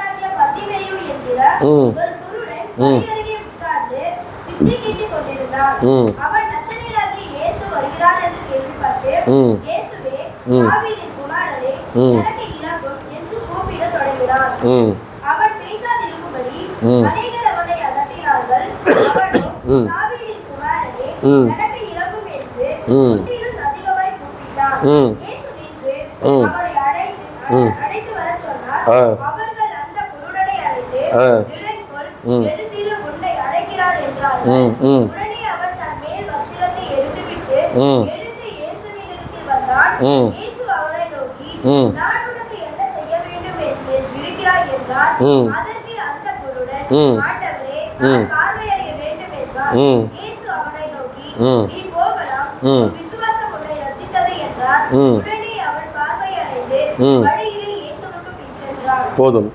பாருங்க, ஒரு காரியம் இதுல இருக்குது. 47வது வசனத்துல, அவன் நசரேயனாகிய இயேசு வருகிறான் என்று கேள்விப்பட்டு, இயேசு எரிகோவுக்கு வருகிறார். அவரும் அவருடைய சீஷர்களும் திரளான ஜனங்களும் எரிகோவை விட்டு புறப்படுகிற பொழுது, திமேயினுடைய மகனாகிய பர்திமேயு என்கிற ஒரு குருடன் வழியருகே உட்கார்ந்து பிச்சை கேட்டுக் கொண்டிருந்தான். அல்லேலூயா. நிறைய பேர் ஆண்டவர் சுகமாக்கி இருக்கிறாரு. என்னைக்காவது நீங்க யோசனை பண்ணி பார்த்துருக்கிறீங்களா? எதுக்கு இவனுடைய அப்பா பேர் எழுதியிருக்குது, எதுக்கு இவனுடைய பேர் எழுதியிருக்குது? அநேகரை சுகமாக்கி இருக்கிறாரு. அநேகரை சுகமாக்கி இருக்கிற எல்லாருடைய பேரும் இதுல எழுதப்படலை. ஆனா ஒரு சிலர் பேர் எழுதப்பட்டிருக்கிறது. அப்ப ஏன் எழுதப்பட்டிருக்கிறது? ஏன் இவனுடைய தகப்பன் பெயர் எழுதப்பட்டிருக்கு? ஏன் அவனுடைய பெயர் எழுதப்பட்டிருக்கு? திமேயனுடைய குமாரன் பர்திமேயு. எனக்கு நிறைய கேள்வி என்னுடைய இருதயத்தில் ஓடிக்கிட்டு இருக்கோம். அது ஒன்று இருக்கட்டும். ரெண்டாவது, அவன் நசரேயனாகிய இயேசு வருகிறார் என்று கேள்விப்படுகிறான். இயேசு வருகிறார் என்று கேள்விப்படுகிறான். அது ஒரு சாதாரண காரணம் கிடையாது. விசுவாசம் கேள்வியினால் வரும், கேள்வி தேவனுடைய வசனத்திலிருந்து வரும். அல்லேலூயா. என்னுடைய வறுமையில், நான் என்னுடைய வறுமை நேரத்தில் முன்னேறுவதற்காக அநேக காரியங்களை நான் கற்றுக்கொள்ள வேண்டியதாக இருந்தது. அல்லேலூயா. ஒரு கடையில் வேலை செய்வேன், எலக்ட்ரீஷியன் வேலை பண்ணுவேன், ஃபோட்டோ எடுக்க போவேன், பிளம்பிங் வேலை செய்வேன். எப்போ? 40 வருஷம் முன்னாடி, 20 வயசில் அவ்வளோ வேலை நான் செய்திருக்கிறேன். வறுமையை தோற்கடிக்க வேண்டும், நல்ல ஒரு வாழ்க்கை வாழ வேண்டும் என்று என்னுடைய பார்வை என்ன பண்ணுது? எதில் எனக்கு வருமானம் வரும்? டிரைவிங் கற்றுக்கணும். இப்படி பலவிதமான என்னுடைய வறுமையை தோற்கடிப்பதற்கு எனக்கு பலவிதமான சிந்தனா சக்திகள் ஓடிக்கொண்டிருக்கும். அதுபோல இவனுடைய தேவை என்ன? இவன் ஒரு குருடன். இவனுக்கு ஒரு பார்வை வேண்டும். அப்படி பார்வை வேண்டும்ன்றதுனால இவனுடைய பார்வை தான் இல்லை, காது இருக்குது, சிந்திக்கிற திறன் இருக்குது இவனுக்கு, இல்லையா? பார்வை இல்லைன்னால காது கேட்காம போயிடாது இல்ல, காது கேட்குது. சிந்தனா சக்தி இருக்குது இல்ல, சிந்தனா சக்தி இருக்குது. ஒரு மனுஷனுக்கு சிந்திக்கிற சக்தி இருக்குது, அது கெட்டு போகலை. அந்த சிந்தனா சக்தி நல்ல சிந்தனையாயிருந்து அவன் தான் முன்னேற வேண்டும், தனக்கு பார்வை அடைய வேண்டும் என்று அவன் கேள்விப்பட்டு, அல்லேலூயா, அவனுக்கு என்ன தேவை? எனக்கு என்ன தேவை? அவனுக்கு பார்வை தேவை. அவனுக்கு பார்வை தேவை என்னும் பொழுது இவன் வழியில உட்கார்ந்து பிச்சை கேட்டு கொண்டிருக்கிறவன், இப்படி வழியில பிரயாணம் பண்ணுகிறவர்கள் போகிறதை கேட்டு, இது போல இயேசு என்கிறவர் கலிலேயா, எருசலேமே, பெத்லகேமே, இப்படிப்பட்ட ஊர்களிலே அவர் நடந்து திரிந்து அநேகர்களை அவர் என்ன பண்றாரு? குணமாக்குகிறார், விடுதலையாக்குகிறார், சுகமாக்குகிறார். பிசாசுகள் அலறி ஓடுகின்றன. இதெல்லாம் வழியில உட்கார்ந்து என்ன பண்றாங்க, காது என்ன பண்றது, கவனிக்குது. இது அவனுக்கு தேவையான ஒன்று. உங்களுக்கு தேவையான ஒன்று ஒவ்வொருத்தர் வாயிலிருந்து வந்ததுன்னா நீங்க என்ன பண்ணுவீங்க, மொத்த காது என்ன பண்ணிடும், அங்க போயிடும். அல்லேலூயா. அது போல இவன் இயேசு வருகிறார் என்று கேள்விப்பட்டு, அல்லேலூயா, நீ கேள்விப்படுகிற காரியம், இன்னைக்கு பேசி கொண்டிருக்கிற காரியம், வேதம் ஒரு வசனம் எடுத்த, அவராலே என்று வேறு ஒருவராலும் ரட்சிப்பில்லை, ரட்சிக்கப்படும்படி வானத்தின் கீழே பூமியிலே மனுஷருக்குள்ள வேறொரு நாமம் கட்டளையிடப்படவில்லை. கட்டளையிடப்பட்டிருக்கிற நாமம், அந்த நாமத்தை குறித்து பேசிக் கொண்டிருக்கிறேன். நீங்கள் ரட்சிக்கப்பட வேண்டும், வாழ்க்கையிலும் அபரிதமான ஆசீர்வாதங்களுக்கு சொந்தக்காரர்களா இருக்க வேண்டும். ஆகவே நீங்கள் ஒவ்வொரு வசனத்தையும் ஒவ்வொரு வார்த்தையும் நீங்கள் கவனமாக நீங்க வீட்டில் போய் படிக்க வேண்டும். அல்லேலூயா. அதை விசுவாசிக்க வேண்டும். விசுவாசம் கேள்வினால் வரும், கேள்வி தேவனுடைய வசனத்திலிருந்து வரும். நீ தோற்று போக முடியாது, சத்துருவின் மேல ஜெயம் கொள்ள முடியாது. உன் தேவைகள் அனைத்தும் சந்திக்கப்படும்படி நீ தேவனுடைய வார்த்தைகளுக்கு நீ உண்மையாய் செவி கொடுப்பாயானால் நீ சகல ஜனங்களிலும் உன்னை மேன்மையான வைப்பேன் அப்படின்னு. அல்லேலூயா. அப்போ நீ கேள்விப்படணும், கேள்வி படணும். ஒரு ஆடு மேய்க்கிறவன் தேவனோடு விட ஒட்டிக்கிட்டு பெரிய ராஜாவாய் மாறினான் அவன் தாவீது. அல்லேலூயா. அப்போ அப்பேற்பட்ட அந்த வசனம், அந்த வார்த்தைகள், அதெல்லாம் அவன் கேட்கிறான். அந்த கூட கேள்விப்பட்டுட்டு அவன் சொல்றான், அவன் நசரேயனாகிய இயேசு வருகிறார் என்று கேள்விப்பட்டு, இயேசுவே தாவீதின் குமாரனே எனக்கு இறங்கும் என்றான். அல்லேலூயா. அடுத்த வார்த்தை ரொம்ப முக்கியமான வார்த்தை. இது வேதபாரகர், பரிசேயர்கள், யூத ஜனங்கள் ஒருவருமே அழைக்காத ஒரு வார்த்தை. ஒரு சில இடங்களில் தான் வருது. அது தாவீதின் குமாரனை எனக்கு இறங்கும். அல்லேலூயா. ஒவ்வொரு வார்த்தையை நீங்க பார்க்கணும். இயேசுவே, அவர் இயேசு வருகிறார் என்று கேள்விப்பட்டது மாத்திரமல்ல, இயேசுவே தாவீதின் குமாரனே எனக்கு இறங்கும் என்று கூப்பிட தொடங்கினான். தாவீதின் குமாரன்னா என்ன? அல்லேலூயா. கண்ணு தெரிஞ்ச அநேகருக்கு, சிந்திக்க தெரிந்த அநேகருக்கு தெரியாத அற்புதமான ஒரு காரியம் இந்த பர்திமேக்கு திமேனுடைய குமாரனாகிய பர்திமேக்கு தெரிகிறது. அல்லேலூயா. கண்ணு தெரியுது, கண்ணு முன்னாடி நடக்கிற அற்புதங்களை பார்க்கறாங்க, அதிசயங்களை பார்க்கறாங்க, பிசாசு ஓடுகிறது, வியாதிகள் சுகமாகிறது, மரித்தவன் உயிரோடு எழும்புகிறான், திமிர்வாதக்காரனுடைய பாவங்கள் மன்னிக்கப்படுகிறது. இப்படி அநேக அற்புதங்கள். கூனி நிமிர்கிறா, பெரும்பாடு உள்ள ஸ்திரீ சுகமாகிறா. கண்ணு தெரிஞ்ச அநேக மக்கள் அதையெல்லாம் பார்க்கிறாங்க. பார்த்துட்டு கூட அவங்களுக்கு தெரியாத ஒண்ணு, கண்ணு தெரியாத இந்த திமேயனுடைய குமாரன் பர்திமேக்கு தெரியுது. என்ன தெரியுது? இவர் தாவீதினுடைய குமாரன். அல்லேலூயா. தாவீதினுடைய குமாரன் என்றால் என்ன? தாவீதினுடைய குமாரன். அப்ப தாவீது யாரு? தாவீது யாருன்னா ஒரு சாதாரண ஆடு மேய்க்கிறவனாயிருந்து அவன் ராஜாவாகி, வேதம் சொல்லுகிறது, அவனுடைய நாட்களிலே சுற்றுப்புறமெங்கும் எல்லாருமே பயந்திருந்தாங்க. இஸ்ரவேல் ஜனங்கள் மிகுந்த சமாதானத்துக்குள்ளே வாழ்ந்தார்கள். அல்லேலூயா. அவனுடைய ராஜாவா இருக்கிற காலத்துல, தாவீது ராஜாவா இருக்கிற காலத்துல தாவீதுனாலே பயம், சுத்திலும் இருக்கிற ராஜாக்கள் எல்லாம் பயந்து இருந்தாங்க. ஆனா இஸ்ரவேல் ஜனங்கள் சமாதானத்துக்குள்ள இருந்தாங்க. அல்லேலூயா. அப்போ என் ஜனங்கள் சமாதான தாவரங்களிலே படுத்துக் கொள்ளுமா. அல்லேலூயா. என்னுடைய சமாதானத்தை உங்களுக்கு தருகிறேன். உலகம் தரக்கூடாதபடி, உலகம் தரக்கூடாத சமாதானத்தை நான் உங்களுக்கு தரேன். எல்லா புத்திக்கு மேல தேவ சமாதானம் உங்கள் இருதயங்களையும் உங்கள் சிந்தைகளையும் ஆண்டு கொள்ள கருவுதுன்றாரு. உங்களுக்கு சமாதானம் வேணும்னா, உங்க வாழ்க்கையில சமாதானம் வேணும்னா, சமாதான குறைச்சலை உண்டு பண்ணுகிற சத்துருவின் கிரியைகள் என்ன பண்ணணும்? ஒடுக்கப்பட வேண்டும். அல்லேலூயா. உண்டா இல்லையா? சமாதான குறைச்சலை கொண்டு வந்து உங்க வாழ்க்கையில போட்டுக் கொண்டிருக்கிற ஆளுகை ஒடுக்கப்பட வேண்டும்.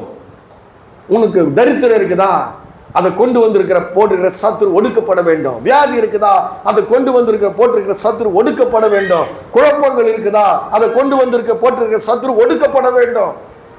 அப்போதானே உங்களுக்கு சமாதானம். எப்போ சமாதானம் இருக்கும்? இதெல்லாம் இல்லாம இருக்கும் பொழுதுதான் உங்களுக்கு சமாதானம் இருக்கும். அது செய்தது யாரு? ஒடுக்கப்படுறவங்கல்ல, நெருக்கப்படுறவங்கல்ல. தாவீதுனாலே பயம், சுத்தில இருக்கிற ஜனங்க, சுத்தில இருக்கிற ராஜ்யங்களால, சுத்தில இருக்கிற மக்களால எந்த விதமான ஒரு நெருக்கத்தில் இல்லாமல், ஒடுக்குதல் இல்லாமல் அந்த ஜனங்கள் வந்து என்ன பண்றாங்க? ஒரு சமாதானத்துல வாழ்ந்தார்கள். நீங்க படிச்சு பாருங்க, தாவீதின் காலத்துல அந்த இஸ்ரவேல் ஜனங்கள் ஒரு சமாதானத்துக்குள்ள இருந்தாங்க. அப்போ இவனுடைய வாழ்க்கையில ஒரு சமாதான குறைவு இருக்குது. இவனுடைய வாழ்க்கையில என்ன சமாதான குறைவு இருக்கு? பார்வை இல்லை. அல்லேலூயா. பார்வை இல்லை. நம்முடைய வாழ்க்கையில அநேகம் பற்றாக்குறைகள் இருக்குது, அநேக தேவைகள் இருக்குது. ஆனா இயேசுவை குறித்து நம்ம கேள்விப்பட்டிருக்கிறோமா? அவர் சொல்றாரு, பிலிப்பியர்ல சொல்லப்பட்டிருக்கிறது, என்ன சொல்லப்படுகிறது? நீங்கள் ஒன்றை குறித்தும் கவலைப்படாமல் எல்லாவற்றையும் குறித்து ஸ்தோத்திரத்தினுடைய ஜபத்துடனே தேவனுக்கு தெரியப்படுத்துங்கள். அப்பொழுது எல்லா புத்திக்கு மேலான தேவ சமாதானம் உங்கள் இருதயங்களையும் உங்கள் சிந்தைகளையும் ஆண்டு கொள்ளும் என்று சொல்லியிருக்கிறார். அல்லேலூயா. அப்ப எல்லா புத்திக்கு மேல தேவ சமாதானம் வேணும், வேண்டுதல் வேணும், ஜபம் வேணும், சமாதானம் வேணும். அப்ப சமாதானம் வேணும்னா நான் ஜபம் பண்ணணும். ஜபம் பண்ணா யார்கிட்ட ஜபம் பண்றது? இயேசு எல்லாவற்றிலும் எனக்கு விடுதலை கொடுக்கிறவராயிருக்கிறார். அல்லேலூயா. அதைத்தான் அவன் கேள்விப்படுறான். அவனுக்கு இப்ப பார்வை வேண்டும். அந்த பார்வை அவனுக்கு வேண்டியது இருக்கிறதுனால அவன் என்ன பண்றான்? என்ன கேள்விப்படுறான்? 5 அப்பம் 2 மீனை கொண்டு 5000 பேரை போஷிக்கிற தேவன் இவர். அல்லேலூயா. தண்ணீரை திராட்சமாக்குகிற தேவன் இவர். அல்லேலூயா. அது மாத்திரமல்ல, எவீருடைய மகளை உயிரோடு எழுப்பினவர் இவர். நாயினுடைய விதையினுடைய மகனை உயிரோடு எழுப்பினவர் இவர். கூனியை நிமிரச் செய்தவர் இவர். 10 குஷ்டரோகிகளை மொத்தமாய் சுத்தமாக்கினவர் இவர். அல்லேலூயா. இவர் திமிர்வாதக்காரனுடைய பாவங்களை இவர் மன்னித்தவர் இவர். கூனியை நிமிரச் செய்தவர். ஊமையை செவிடுமான ஆவியை அப்புறப்படுத்தினவர். பிசாசுகளுடைய வல்லமையை வல்லமையை அழித்தவர் இவர். அநேக அற்புதங்கள் எல்லாம் கேள்விப்படுகிறான். இவன் கேள்விப்பட்டு கொண்டே இருக்கிறான். இவரை பத்தி வேதம் சொல்லுது, அவர் நன்மை செய்கிறவராய் பூமி எங்கும் சுத்தி திரிந்தவராய் அவர் இருந்தார். பரிசுத்த ஆவினாலும் வல்லமையினாலும் பிசாசுடைய வல்லமையை துரித்து நன்மை செய்கிறவராய் அவர் சுத்தி திறந்தார். அப்பேற்பட்ட மகிமையின் தேவன் இவன் பார்க்கிறான். என்ன பார்க்கிறான்? அடடே, ஒவ்வொரு குடும்பங்களில் இருக்கிற கொடுமையை எல்லாம் இவர் துரத்தி விடுகிறாரு. பெரும்பாடு உள்ள ஸ்திரீ சொல்ற, தன்னுடைய ஆஸ்திகள் எல்லாம் அழித்து போட்டாள். உதரத்தினுடைய ஊழலினாலே அநேக வைத்தியர்களுக்கு பணத்தை செலவழித்து சற்று கொஞ்சம் கூட குறையிலையாம், சற்றும் குறையாமல் எல்லாவற்றையும் அழித்து போட்டு, ஆஸ்தி எல்லாம் அழித்து போட்டு ஒன்றுமில்லாம ஒரு தரித்திரத்துல வந்து நிக்கிறா. அவளும் கேள்விப்பட்டு வந்து சுகமாகிறா. அப்போ இது ஒரு கொடுமை. வாழ்க்கையில் இருக்கிற சமாதான குறைவு ஒரு கொடுமை. இந்த கொடுமையை எல்லாம் இந்த கர்த்தராக இயேசு கிறிஸ்து என்பவர் அவங்களுடைய வாழ்க்கையில இருந்து அப்புறப்படுத்துகிறவராக இவர் இருக்கிறார். அல்லேலூயா. இதான் கேள்விப்படணும். அல்லேலூயா. ஒன்னொன்னு சொல்றேன், அற்புதத்தை பார்க்காதீங்க, அற்புதரை பாருங்க. அல்லேலூயா. நம்முடைய இயேசு அற்புதர். அற்புதத்தை பார்த்தீங்கன்னா கெட்டு போயிடுவீங்க.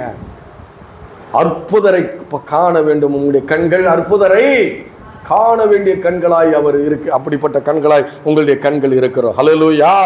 அப்போ அவன் என்ன யோசிக்கிறான்? இவர் தாவீதின் குமாரன். வார்த்தை எப்படி வருது? அவன் யாருமே கூப்பிடல. நிறைய பேர் இந்த வார்த்தை 2 இடத்துல தான் வருது நான் நினைக்கிறேன். தாவீதின் குமாரனே என்பது, தாவீதின் குமாரனுக்கு ஓசனா என்று ஒரு இடத்துல பாடுகிறார்கள். இன்னொரு இடத்துல தாவீதின் குமாரனை எனக்கு இறங்கும். அப்ப அவன் பார்க்கிறான். என்ன பார்க்கிறான்? அவன் என்ன சொல்றான்? இஸ்ரவேலுடைய அந்த நாட்களிலே எவ்வளவு பெரிய ஒரு சமாதானத்தை அந்த ராஜா கொடுத்திருக்கிறான். ஆனா அவன் உலக பிரகாரமான ராஜா, இவர் ஆவிக்குரிய ராஜா. யாராலும் நிவர்த்தி பண்ண முடியாத அவனுக்குடைய சிந்தனா சக்தி என்ன இருக்குது? ஒரு மனுஷனை மரித்தவனை உயிரோடு எழுப்புகிறார். லாசருவை 4 நாள் கழிச்சு எழுப்புகிறாரு. பெரும்பாடு நீங்கி போது, கூனி நிமிகிறா. பிசாசின் கிரியல் எல்லாம் இவர் சென்ற இடமெல்லாம் அழிக்கப்படுகிறது, ஒடுக்கப்படுகிறது. அப்போ அவன் உலகத்துக்கு ராஜாவா இருந்தான். இவர் இந்த ஆவிக்குரிய உலகத்திலிருந்து, எபேசிய நிருபம் சொல்லுது, வான மண்டலங்களில் உள்ள பொல்லாத ஆவிகளில் உங்களுக்கு போராட்டங்கள் உண்டு. அந்த போராட்டங்கள் தான் உங்க குடும்பத்தை நசுக்குகிறது. அந்த போராட்டங்கள் தான், அந்த பொல்லாத ஆவிகள் தான் நம்முடைய குடும்பத்தில் குழப்பத்தை கொண்டு வருகிறது, வியாதியை கொண்டு வருது, சிந்தனை சீர்குலைக்குது, இரவுகளில் பிள்ளைகள் இடத்துல பயத்தை கொண்டு வருகிறது. வான மண்டலங்களில் உள்ள பொல்லாத ஆவிகள், அந்தகார வல்லவருடைய ஆவிகள் தான் இப்படிப்பட்ட ஆவிக்குரிய சரீரத்தை கெடுத்து வைத்திருக்கிறது. அவனுக்கு தெரியுது. அல்லேலூயா. அப்ப இவரு ஒரு ராஜா. கல்ல சொல்றான் இல்லையா, உம்முடைய ராஜ்யத்தில் வரும்போது என்னை நினைத்துக் கொள்ள. சிந்தனா சக்தி, சிந்தனை கர்த்தர் சொல்ற, கர்த்தர் நல்லவர் என்பதை நீங்கள் ருசித்து பார்க்க வேண்டும். அல்லேலூயா. யார் நல்லவர் என்று நீங்க ருசித்து பார்க்க வேண்டும்? கர்த்தர் நல்லவர் என்று அவரை பத்தி நல்ல விதமா நினைங்க. கஷ்டப்படுது, அந்த குடும்பம் கஷ்டப்படுது, நல்லா வேணும். கர்த்தர் காலை ஒடிச்சாரு. அல்லேலூயா. கர்த்தர் பொல்லாங்கினால் சோதிக்கிறவர் அல்ல. அல்லேலூயா. பொல்லாங்கினால் சோதிக்கிறவர் அல்ல. இறங்கி இந்த பூமியில இறங்கி, யாரு என்ன ஏது, நீ யாரு, என்ன ஜாதி, நீ என்ன பாவம் பண்ண, அவருக்கு எல்லாம் தெரியும். அவர் ஒரு வார்த்தை கூட கேட்கல. எனக்கு சித்தம் உண்டு, நீ சுத்தமாகு. அல்லேலூயா. அவர்தான் கர்த்தர். மனம் இறங்குகிறது. அதனாலதான் சொன்னாரு, நானும் உன்னை ஆக்கினைக்கு உள்ளாக தீர்க்கிறதுல இனி நீ பாவம் செய்யாதே. அல்லேலூயா. இனி நீ பாவம் செய்யாதே. நான் இனி பாவத்துக்கு பாவம் செய்ய முடியாது என்று நீ தீர்மானம் எடுக்கும் பொழுது நீ கர்த்தராக இயேசு கிறிஸ்து உன்னுடைய இருதயத்தில் நீ விசுவாசிக்கிறாய். அல்லேலூயா. அப்படிப்பட்ட மனுஷன் மறுரூபமாகறான், புது சிருஷ்டியா மாறுறான். அல்லேலூயா. இன்னைக்கு ஞான ஸ்நானம் எடுக்க போறவங்க, அவர் நாமத்தை தவிர வேற எந்த நாமத்துக்கும் என்னுடைய முழங்கால்கள் முடங்காது, என் நாவுகள் அவரை தவிர வேற யாரை கர்த்தர் என்று அறிக்கை இடாது என்று நீ இருதயத்தில் தீர்மானம் எடுத்து ஞானஸ்நானம் எடுங்க. அல்லேலூயா. இருதயத்துக்கு உண்டானது இருதயத்தில் நீ பண்ணிருக்கிற தீர்மானத்திற்கு வெளிப்பிரகாரமாய் கொடுக்கப்படுகிற அடையாளம் அது. அல்லேலூயா. நீ இருதயத்தில் தீர்மானம் எடுத்துட்ட, அப்பவே நீ ஞானஸ்நானம் பெற்றுட்ட. ஆனா அது வெளிப்புறமான அடையாளம் தான் இது, ஞானஸ்நானம். அல்லேலூயா. நிறைய பேர் நீங்க நினைச்சிட்டீங்க, நான் ஞானஸ்நானம் எடுத்துட்டேன். இல்ல, அது ஞானஸ்நானம் அல்ல, அது உலக காரியம். அது நீ இருதயத்திலே மனம் மாறிட்டு அங்க நீ ஞானஸ்நானம் எடுக்கும் பொழுதுதான் அது முழுமை அடைகிறது. அல்லேலூயா. அப்போ அவனுக்கு இந்த அறிவு அவனுக்கு தெரியுது. இவர் அவன் உலக பிரகாரமான ராஜாக்களை ஒடுக்கி இஸ்ரவேல் ஜனங்களுக்கு ஒரு சமாதானத்தை கொடுக்கிறான். இவர் இயேசு ஆவிக்குரிய மண்டலங்களில் இருக்கிற பொல்லாத ஆவிகளை, அந்தகார வல்லமைகள் எல்லாம் அடக்கி ஒடுக்கி எல்லாவற்றையும் கீழ்ப்படுத்தி ஆண்டு கொண்டு அவர் விடுதலையை ஒவ்வொரு குடும்பத்திலையும் கொடுக்க வல்லவராய் இருக்கிறார். அல்லேலூயா. அவர்தான் உங்க குடும்பத்துல அவர் எஜமானனா வச்சிருக்கிறீங்களா? அவரை கர்த்தரா இயேசு கிறிஸ்துவா வச்சிருக்கிறீங்களா? நான் சொல்றேன், சத்துரு மேற்கொள்ள முடியாது. அல்லேலூயா. அப்போ அவர் தான் தாவீதின் குமாரன். இதுதான் அவனுடைய சிந்தனா சக்தி. அநேக கண்ணு தெரிஞ்சவங்களுக்கு, நல்ல சிந்தனை உள்ளவர்களுக்கு கூட அவர் யாருன்னு தெரியல, அவர் தாவீதினுடைய குமாரன் என்று தெரியல. அல்லேலூயா. ஏன்னா அவருடைய வாக்கு தத்தங்கள் எல்லாம் அவமாய் போகாதவைகள். அல்லேலூயா. அந்த தந்திரக்காரர்கள் அவரை சோதிக்கும்படி, ஓயாமல் அவரை குற்றப்படுத்தும்படி, அவரை அழிக்கும்படி ஓயாமல் வந்தவர்கள் என்ன பண்ணாரு? அவர்கள் கைகள் காரியத்தை முடிக்க முடியாதபடி அவங்களை என்ன பண்றாரு? அவமாக்குகிறார். எப்படி அவமாக்குறாரு? அவங்க எடுத்துட்டு வந்த எல்லாமே கரெக்டு தான், வேதத்தின்படி தான் எடுத்துட்டு வராங்க. ஆனா இவரை குற்றப்படுத்தும்படி, அந்த பெண்ணை அழிக்கும்படி கொண்டு வராங்க. அந்த புத்திசாலித்தனத்தை, ஞானியுடைய ஞானத்தை அழித்து புத்திசாலியுடைய புத்தியை தேவன் அவமாக்குகிறார். அல்லேலூயா. அவர் எவர் மேல் இரக்கமாயிருக்க சித்தமாயிருப்பேனோ அவன் மேல் இரக்கமாயிருக்கிற தேவனாய் அவர் இருக்கிறார். அப்போ அது போல இந்த சிந்தனா சக்தியை கேள்விப்பட்டு இயேசு யார் என்பதை, எப்படிப்பட்டவர் என்பதை நீங்க இருதயத்தில் விசுவாசித்தீங்கன்னா நீங்க அவரை மகிமைப்படுத்துகிறீர்கள். அல்லேலூயா. அவரை பத்தி கர்த்தர் நல்லவர் என்பதை நீங்க ருசிச்சிட்டீங்கன்னா நீங்கள் அவரை மகிமைப்படுத்தி கொண்டிருக்கிறீர்கள். ஹல்லேலூயா. நீங்கள் அவரை மகிமைப்படுத்தும் பொழுது அவர் மகிமையை வாங்கிட்டு சும்மா போக மாட்டாரு, உங்களை ஆசீர்வதிப்பார். அதாங்க நடந்தது. ஹல்லேலூயா. இயேசு நின்று அவனை அழைத்து வர சொன்னார். அவர்கள் அந்த குருடனை அழைத்து, திடன்கொள், எழுந்திரு, உன்னை கர்த்தர் அழைக்கிறார் என்றார்கள். ஹல்லேலூயா. அப்போ அவர் தாவீதினுடைய குமாரன். முதல்ல என்ன சொல்லியிருக்குது? அவரை பத்தி ஒரு வாக்குத்தத்தம் கொடுக்கப்பட்டிருக்கிறது. ஹல்லேலூயா. அவரை குறித்து ஒரு வாக்குத்தத்தம் கொடுக்கப்பட்டிருக்கிறது. அந்த வாக்குத்தத்தத்தை எடுங்க. ஏசாயா தீர்க்கதரிசன புஸ்தகம் 11வது அதிகாரம் வசனம் 1-2 படிங்க. ஏசாயா தீர்க்கதரிசன புஸ்தகம் 11வது அதிகாரம் வசனம் 1-2 எடுங்க.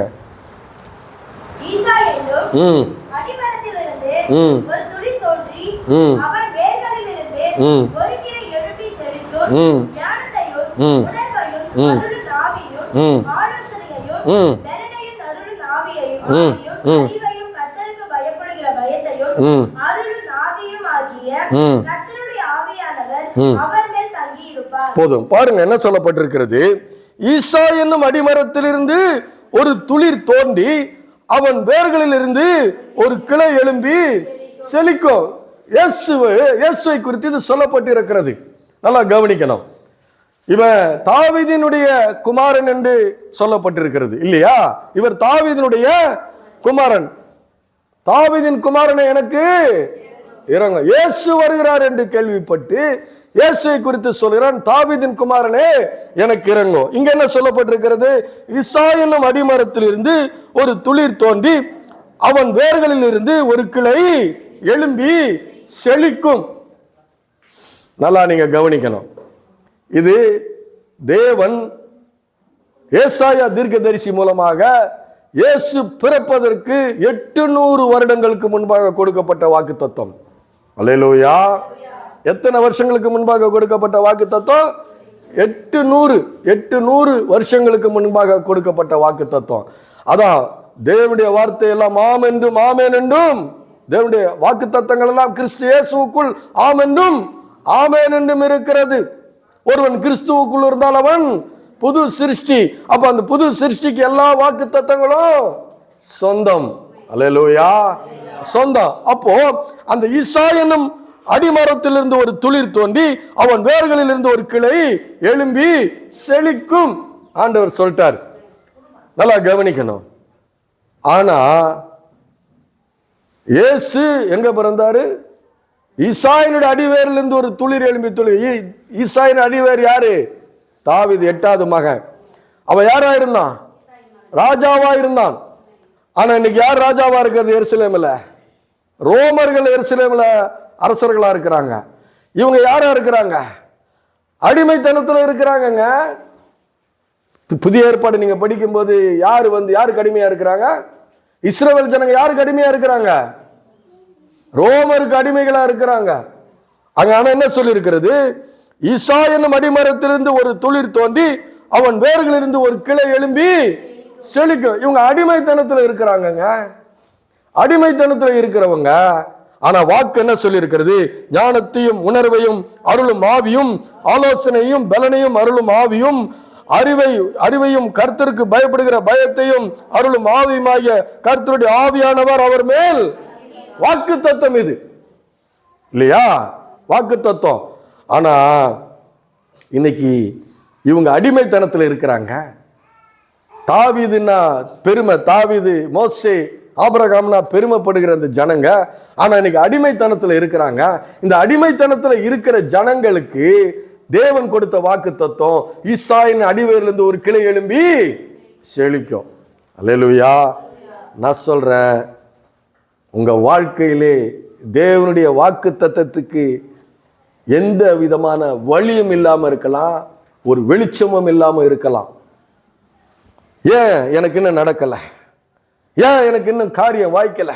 ஏன் என்னுடைய வாழ்க்கையில இன்னும் இந்த என்னுடைய தேவைகள் எல்லாம் சந்திக்கப்படலை? ஏன் எனக்கு இப்படிப்பட்ட காரியங்கள் நடக்குது? ஏன் நான் ஒரு அடிமைத்தனத்துல இருக்கிற மாதிரி, ஏன் நான் ஒரு ஒடுக்குதல் இருக்கிற மாதிரி, ஏன் நான் ஒரு நெருக்குதல் இருக்கிற மாதிரி, நான் ஏன் ஒரு கடன் பிரச்சனையில் இருக்கிற மாதிரி நான் ஏன் இருக்கிறேன்? நான் இந்த தேவனை தான் நான் விசுவாசிக்கிறேன், இந்த தேவனை தான் நான் ஆராதிக்கிறேன், ஏன் நடக்கல அப்படின்னு நீங்க நினைக்கலாம். ஆனா வேதம் சொல்லுகிறது, வேத வசனம், தேவனுடைய வாக்கு தத்தம் அவமாய் போகாது. அல்லேலூயா. தேவனுடைய வாக்கு தத்தம் அவமாய் போகவே போகாது. வானமும் பூமியும் ஒளிந்து போகும், என்னுடைய வார்த்தைகளோ ஒளிந்து போவதில்லை சொல்லி இருக்கிறாரு. இன்னைக்கு அடிமைப்பட்டு கிடக்கிற அந்த சூழ்நிலையில, இஸ்ரவேல் ஜனங்கள் ஒடுக்கப்பட்டு இருக்கிற சூழ்நிலையில, வியாதியில, வேதனையில, தரித்திரத்துல, பிசாசின் பிடியில, அந்தகார வலைமையில இருக்கிற அந்த சூழ்நிலையில அந்த வாக்கு தத்தம் அவமாய் போகாதபடி ஈசானுடைய அடிவேர்ல இருந்து ஒரு துளிர் எழும்பி அங்க செழிக்குது. அல்லேலூயா. அநேகருடைய வாழ்க்கையில விடுதலை உண்டாகிறது. உண்டா இல்லையா?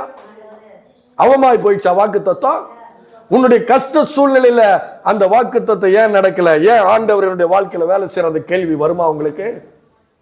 வருமான்னு கேட்கிறேன். வராதுன்னு ஒரு வார்த்தை வர மாட்டேங்குது. வராதுன்னு வந்துச்சு கரண்ட். அல்லேலூயா. உங்க விசுவாசத்தின்படி தான் உங்களுக்காக கடவுது. அல்லேலூயா. அதனாலதான் சொல்றேன், வாக்கு தத்தம் அவமாய் போகாது. பஞ்சி டைலாக். அல்லேலூயா. வாக்கு தத்தம் அவமாய் போகாது. உன்னுடைய வாழ்க்கையில சில வெளிச்சங்கள் இல்லாம இருக்கலாம், ஆனா வார்த்தை உண்மை. அல்லேலூயா. எப்பேற்பட்ட ஒரு கிறிஸ்தவர்களுக்கு, தேவனுடைய பிள்ளைகளுக்கு எப்பேற்பட்ட ஒரு ஒரு வெளிச்சம் பாருங்க, எப்பேற்பட்ட ஒரு சந்தோஷம் பாருங்க. நான் சொல்றது உங்களுக்கு புரிஞ்சுதா? புரிஞ்சவங்க எல்லாம் அல்லேலூயா சொல்லுங்க. அல்லேலூயா. அதான் தாவீதின் குமாரன்னா அவன் உலக பிரகாரமான ராஜாவா இருந்தா, இவர் ஆவிக்குரிய விஷயத்துல ராஜாவா இருந்து உன் ஆத்துமா வாழ்வது போல எல்லாவற்றிலும் வாழ்ந்து நீ சுகமா இருக்கும்படி வேண்டிக் கொள்கிறேன். அல்லேலூயா. அதான் அந்த இது போல உன்னுடைய தேவை பெருசா இருக்குதா? உன்னுடைய தேவை எவ்வளவு பெருசா இருக்குது? அந்த தேவை சந்திக்கப்படுமா? என் தேவை ரொம்ப பெருசு இல்ல, உன் தேவன் அதை விட பெரியவர். அல்லேலூயா. வானம் எனக்கு சிங்காசனம், பூமி எனக்கு பாதபடி என்று சொன்னவர், வானங்களை திரையை போல விரித்தவர், சமுத்திரத்தினுடைய ஆழங்களில் உலாவுகிற தேவன் அவர், காற்றையும் கடலையும் அதட்டுகிற தேவன் அவர், 5 2 மீனை கொண்டு 5000 பேரை போஷிக்கிற தேவன் அவர், நாயனுடைய விதவினுடைய மகனை உயிரோடு எழுப்பினவர் அவர், மரித்து 4 நாளான லாசரை உயிரோடு எழுப்பினவர் அவர், தண்ணீரை திராட்சரசமாய் மாற்றின தேவன் நம்முடைய தேவன். உன்னுடைய வாழ்க்கையில் இருக்கிற தண்ணீரை போல ருசியற்று சுவையற்று இருக்கிற அந்த தண்ணீரை கூட அவர் திராட்சரசமாய், ருசி உள்ளதாய், மனம் உள்ளதாய், ஆரோக்கியம் உள்ளதாய் அவரால் மாற்ற முடியும். அல்லேலூயா. அவர்தான் நம்முடைய கர்த்தராக இயேசு கிறிஸ்து.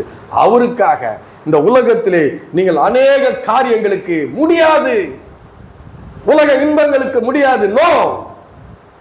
பாவ காரியங்களுக்கு நோ, அசுத்தமான காரியங்களுக்கு நோ. அல்லேலூயா. அக்கிரமத்துக்கு நோ, அநியாயத்துக்கு நோ. சொல்ல முடியுமா? சொன்னா உங்களுடைய வாழ்க்கை செழிப்பாய் மாற்ற வல்லவராய் இருக்கிறார். ஹல்லேலூயா.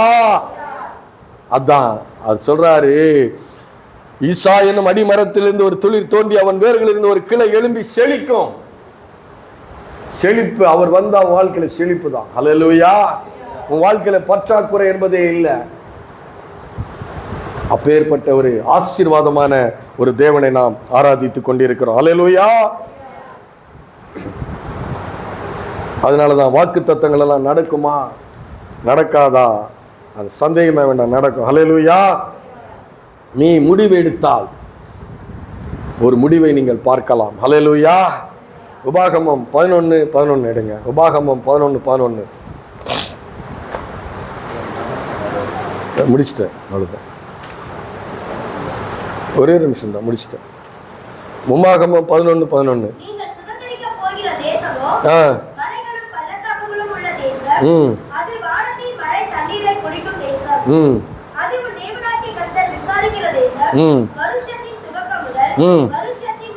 பாருங்க, வருஷத்தினுடைய துவக்கம் முதல் வருஷத்தின் முடிவு மட்டும் எப்பொழுதும் முன் தேவனாகிய கர்த்தரின் கண்கள் வைக்கப்பட்டிருக்கும். ஹல்லேலூயா. அதான் இயேசுதான் நமக்கு ஒரு நல்ல தேசமாய் அவர் இருக்கிறார். சங்கீதங்களின் புஸ்தகம் 37 எடுங்க. சங்கீதங்களினுடைய புஸ்தகம் 37 எடுங்க. நீ உத்தமனை நோக்கி செம்மையானவனை பார்த்திரு, அந்த மனுஷனுடைய முடிவு சமாதானம். அப்போ முடிவு ஒரு சமாதானமாய் இருக்க வேண்டும். அல்லேலூயா. ஆரம்பம் அற்பமாய் இருந்தாலும் முடிவு சம்பூரணமாய் இருக்கும். இயேசுவை பின்பற்ற ஆரம்பிச்சவங்களோட வாழ்க்கை அற்பமா போய்கிட்டு இருந்தாலும் முடிவு சம்பூரணமாய் இருக்கும். அல்லேலூயா. அது மாத்திரமல்ல, மத்தேயு 10:22 சொல்லுகிறது, முடிவு பரியந்தம் நிலை நிற்கிறவனே ரட்சிக்கப்படுவான். அல்லேலூயா. முடிவு பரியந்தம் நிலைத்திருக்கிறவனே ரட்சிக்கப்படுவான். அல்லேலூயா. அப்போ 10:22 இல்லையா மத்தேயு. அப்போ உங்களுடைய வாழ்க்கையிலே நீங்கள் ஒரு தீர்மானம் எடுத்து, இருதயத்திலே ஒரு சிந்தனையிலே ஒரு பரிசுத்தமான ஒரு தீர்மானம் எடுத்து, பாவத்துக்கு நோ, அநியாயத்துக்கு நோ, அசுத்தத்துக்கு நோ, அக்கிரமத்துக்கு நோ, நான் தேவனுக்கென்று பரிசுத்தமாய் வாழ முடிவு செய்திருக்கிறேன் என்று நீங்கள் தீர்மானிக்கும் பொழுது, முடிவு பரியந்த நிலைத்திருக்கும் பொழுது, தேவன் உங்களுடைய வாழ்க்கையிலே அவர் கிரியை செய்ய வல்லவராயிருக்கிறார். அல்லேலூயா. அவருடைய நாமமே அல்லாமல் வேறொரு நாமம் கட்டளையிடப்படவில்லை. வருஷத்தினுடைய துவக்கம் முதல் முடிவு மட்டும் அது ஒரு சமாதானமான ஒரு வாழ்க்கை நமக்கு அவர் கொடுக்க வல்லவராயிருக்கிறார். அல்லேலூயா. அப்போ நம்முடைய சிந்தனை, அந்த பெண்ணு பாவம் பண்ணியிருப்பாளா? இனிமேல் அந்த கையும் மெய்யுமாய் பிடிக்கப்பட்ட அந்த பெண் பாவம் பண்ணியிருப்பாளா? இல்லை. அவ மனம் திரும்பி இருப்பான். இவன் இருதயத்தில், திமேயனுடைய குமாரன் பர்திமேயு இருதயத்தில் விசுவாசித்து, கேள்விப்பட்டு இருதயத்தில் விசுவாசித்து, அவர் தாவீதின் குமாரன் என்று சொல்லும் பொழுது அவன் பார்வை அடைந்தான். பார்வை உள்ளவர்களுடைய சிந்தனை சரியில்லை. அவனுக்கு தேவை பெருசா இருக்குது. அந்த தேவை யார் பூர்த்தி பண்றான்னு சிந்தனை பண்றான். இயேசு பூர்த்தி பண்ணுகிறார் என்பதை அவன் அறிந்து கொள்கிறான். அறிந்து கொள்ளும் பொழுது அவனுக்கு தெரியுது, இவர்தான் தாவீதின் குமாரன் என்று தெரிகிறது. ஹல்லேலூயா. அப்போ நம்ம நிறைய காரியங்களுக்கு நோ சொல்லிட்டு, தேவனுக்கு பிரியமான அநேக காரியங்களுக்கு எஸ் சொல்லும் பொழுது நம்முடைய வாழ்க்கை அதிசயமான ஒரு சமாதானத்தோடு கூட இருக்கும். அல்லேலூயா. தீர்மானம் எடுத்திருக்கிறீங்களா? இல்லை இந்த செய்தி கேட்டு வெளியே போனது மறந்துடுவீங்களா? அல்லேலூயா. தீர்மானம் எடுத்திருக்கிறீங்களா? அல்லேலூயா. கர்த்தருக்கே மகிமை உண்டாவதாக.